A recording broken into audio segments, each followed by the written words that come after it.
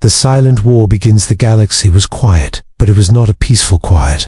It was the kind of silence that came before a storm. The stars looked calm from a distance, yet in the dark space between them, fear was slowly waking up.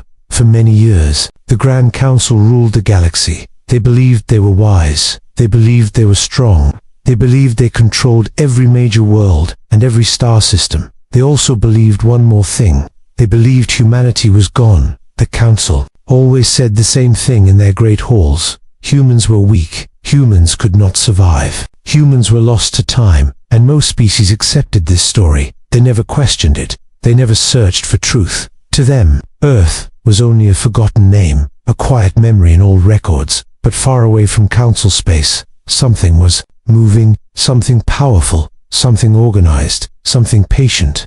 And it carried the symbol of Earth. An alien scout ship drifted near the edge of unexplored space. The pilot, a small and careful creature named Raoul, watched his radar screen. With shaking hands, he had seen strange signals before, but this one was different. The unknown fleet moved with perfect formation, not fast, not slow, but steady, calm, and confident. No pirates flew like that. No traders moved like that. He zoomed the camera closer. His eyes widened. On the dark metal hull of the leading ship, he saw an old mark, a symbol he recognized from forgotten history lessons, the symbol of humanity. Raoul felt his heart grow cold. He wanted to believe it was an error, a glitch, a broken database image, but the mark was clear, sharp, and real. He sent an urgent message to the Council. His voice was shaking as he spoke. An identified fleet detected. Human origin suspected. The message traveled across like tears. It reached the high towers of the Grand Council. In their shining hall, leaders gathered around a holographic map. They watched silent ships entering known space. They did not fire. They did not broadcast. They only advanced. Some councillors laughed softly. They believed it was impossible. They believed humans could never return. But others felt something in their hearts. Not fear of strength, but fear of truth. Because they knew something the galaxy did not. The Council had betrayed Earth. Years ago, when humanity asked for help, when their colonies burned, when their outposts fell into danger, the Council turned away. They protected their own borders. They saved their own fleets. They left humans alone in the dark, and when Earth survived without them, the Council hid the truth. They erased records. They rewrote history. They called humans weak to hide their own guilt. Now the silent fleet was proof that the lie had failed. Across the galaxy, whispers spread from world to world. Traders spoke in low voices. Soldiers shared rumors. Civilians watched news screens with growing fear. No one knew why the human fleet had returned. No one knew what they wanted. No one knew whether they came as allies or as enemies. Raoul's final report echoed everywhere. They are not sending threats. They are not sending greetings. They are only moving, as if they already know where they are going. The Council tried to open communication, but every attempt was ignored. Human ships stayed silent. Their silence felt heavier than any weapon, stronger than any fleet. It felt like judgment, and in that silence, every world understood one terrible truth. Humanity had not disappeared. Humanity had been waiting. Humanity had been preparing. The silent war had already begun, without a single shot fired, without a single word spoken. Only the cold stars watched as Earth's fleet crossed the darkness, moving toward the heart of the galaxy, carrying memories of betrayal and the promise of something even greater, something the Council could no longer control. Whispers of fear moved through the galaxy like a quiet wind. It did not shout, it did not scream, it simply traveled from station to station, from world to world, carried by rumors, by half-spoken words, by nervous voices. Everywhere, people asked the same question: why has Earth returned? No one had an answer. On the trading stations, merchants spoke in hushed tones. They watched reports on their screens. They saw shadows of the human fleet, ships moving in perfect rows, silent and disciplined. The traders were used to war fleets. They had seen loud armies, aggressive commanders, reckless pirates, but this fleet felt different. It did not rush, it did not threaten, it simply moved forward with calm purpose, and that calm felt far more dangerous than chaos. In the military barracks across many planets, soldiers whispered among themselves. Some were curious, some were afraid, some pretended to be brave, but their eyes showed doubt. They had been taught since childhood that humans were weak, that humans were gone, that humans were nothing but a failed species in old history books. Now that story was broken. A young cadet named Laren sat alone in the archive hall of a defense academy. The hall was cold and silent, lit by dim blue lights. He opened restricted files that he was not supposed to see, files tagged with warning marks and sealed orders from the council. What he found changed everything he believed. He saw images of burning human colonies. He saw messages of distress, desperate calls for help, cries from civilians and soldiers alike. He saw council ships nearby, powerful fleets that could have saved them, but those fleets never moved. They only watched. They only recorded. They only reported. Then the files ended with a single report. Human presence lost. Assistance unnecessary. Laren felt anger in his chest, but also shame. The council had not told the galaxy the truth. They had not failed humans by accident. They had abandoned them by choice, and then they called humans weak to hide their own cowardice. He realized something terrifying. If humans survived betrayal like that, then the humans returning now were not the same humans from the past. They were stronger, harder, and far more united. Inside the Grand Council chamber, arguments grew louder. Some leaders demanded peace talks, others insisted on raising fleets and preparing for war. One elder counselor spoke with a trembling voice. "They are silent because they do not need to speak," he said. "They already made their decision long ago." But the Supreme Chancellor refused to admit guilt. His pride was greater than his fear. He still believed he could control the story. He still believed he could hide the truth. So he ordered one thing: all records of betrayal remain classified. The public must not know. Yet rumors were already spreading faster than orders. Miners in asteroid colonies heard about the fleet. Civilians in crowded cities watched dark screens showing human symbols on metallic hulls. Children asked their parents what humans were really like. Parents had no answer. A quiet realization fell across the galaxy. The council had lied before, so what else had they lied about? Meanwhile, the Earth fleet continued its advance. It did not change course. It did not slow down. No transmissions, no warnings, only silent movement. Too many worlds. That silence felt like a question to the council. That silence felt like judgment, and to the few who knew the truth, that silence felt like something even deeper, a promise. Humanity had not come to negotiate. They had come to be remembered. Across the stars, fears grew stronger. Trust in the council grew weaker, and every passing moment made one thought clearer. The real war was not between fleets. The real war was between truth and lies. And the truth was finally returning with the human ships, step by step, star by star, drawing closer to the heart of council power, where secrets could no longer stay hidden. The first contact, the human fleet entered council space without a single shot. The ships moved like shadows across the stars, smooth and silent. Their metal hulls reflected distant suns, cold and sharp. They did not flash lights. They did not send greetings. They simply advanced with calm purpose. And that calm felt heavier than war. On every planet, citizens watched the broadcast screens. They expected threats. They expected loud speeches. They expected anger. But the humans said nothing. Their silence spread fear faster than any weapon. It felt like a wall, strong and unbreakable.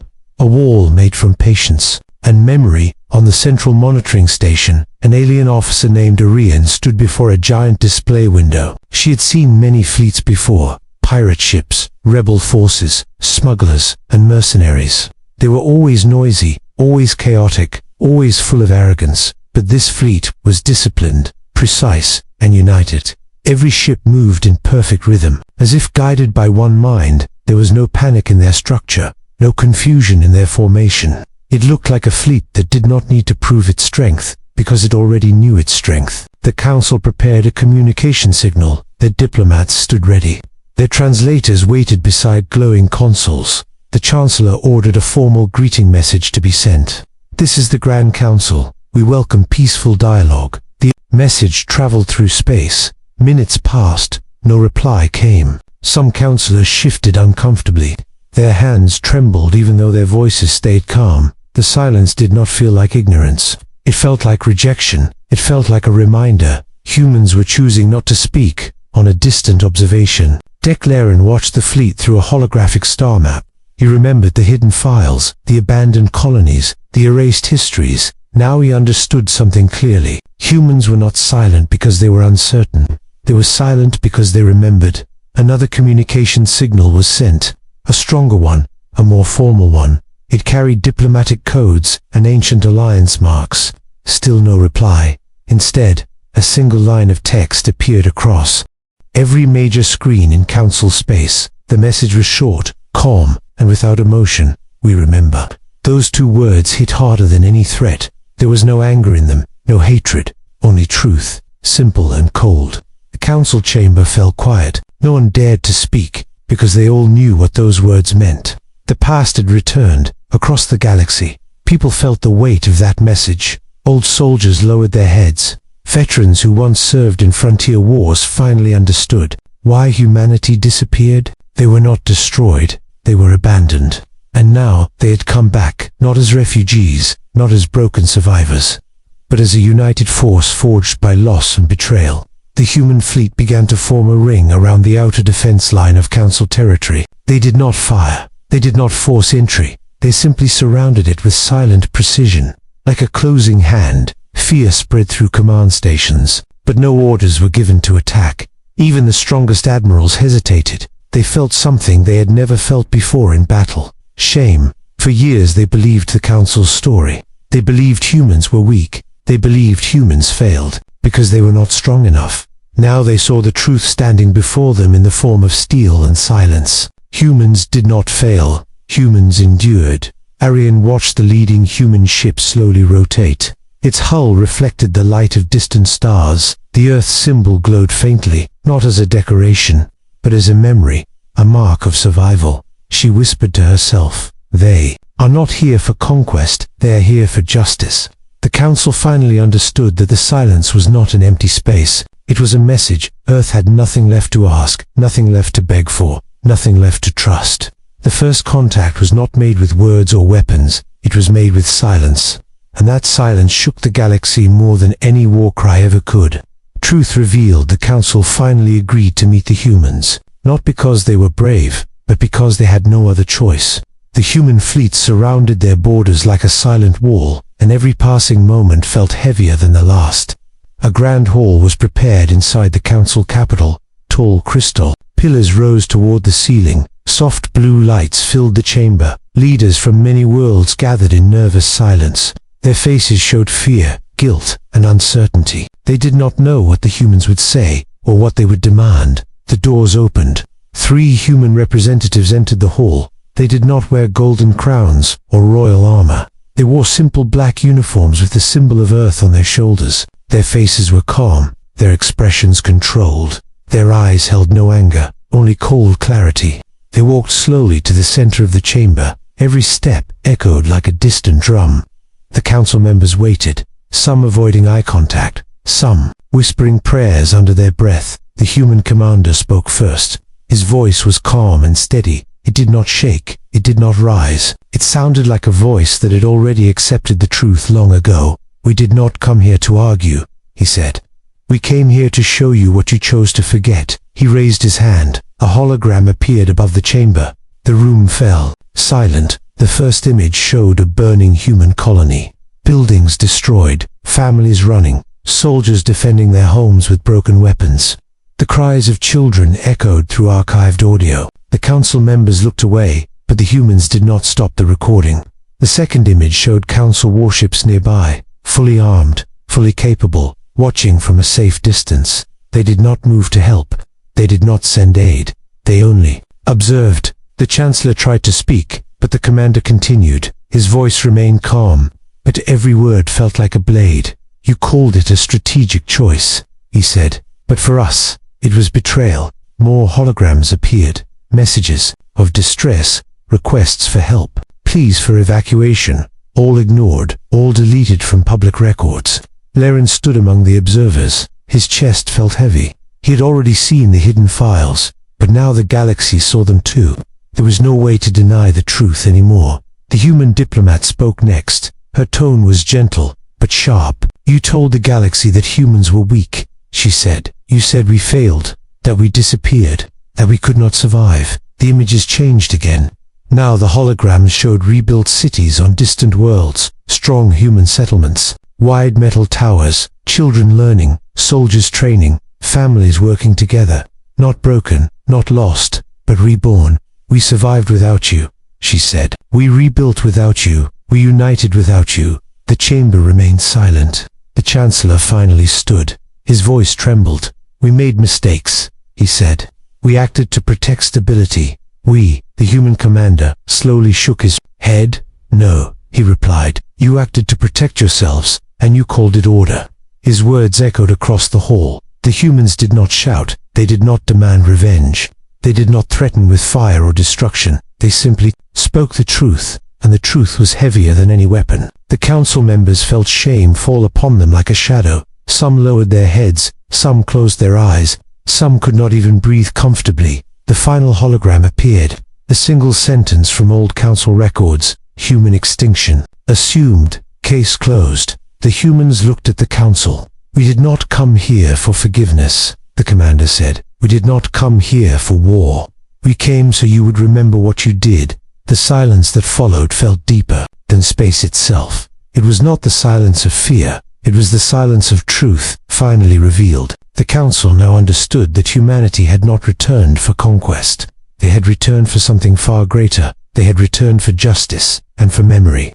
And the galaxy could never forget again the fall of the council. The meeting ended, but the truth did not fade. It spread across the galaxy like fire through dry fields. Every world, every colony, every distant station now knew what the council had done. The lie was broken, and the weight of guilt hung heavy in the air. Outside the capital world, the human fleet remained in silent formation.